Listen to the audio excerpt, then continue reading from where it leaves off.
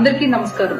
December 21 మనందరి ప్రియతమ నేత YSR Congress party అధ్యక్షులు మాజీ ముఖ్యమంత్రి వర్యులైన శ్రీ జగన్మోహన్ రెడ్డి గారి పుట్టినరోజు సందర్భంగా అల్లూరి సీతారామరాజు జిల్లా అరకు, పాడేరు, రంపచోడవరం నియోజకవర్గాల్లో 10 అంబులెన్స్ని ప్రారంభించడం నాకెంతో సంతోషంగా, గర్వంగా ఉంది. అంబులెన్స్ యొక్క ఇంపార్టెన్స్ మనందరికీ తెలిసిందే.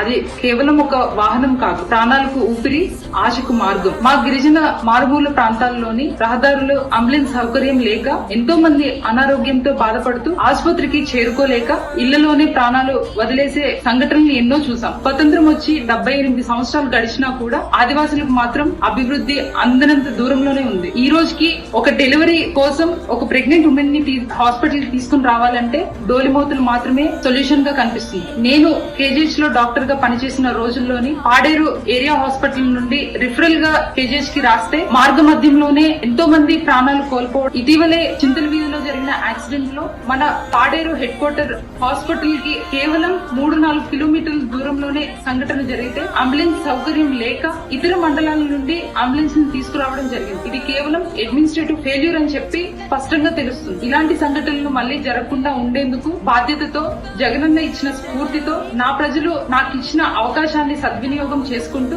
నా ప్రాంతంలో ఆరోగ్య సమస్యలను అరికడుతూ నా వంతు చిరు ప్రయత్నంగా 10 అంబులెన్స్లను నా ప్రాంత ప్రజలకు అంకితం చేస్తున్నాను. ఇట్లు మీ ఇంటి ఆడబిడ్డ డాక్టర్ గుమ్మ తనుజరాణి.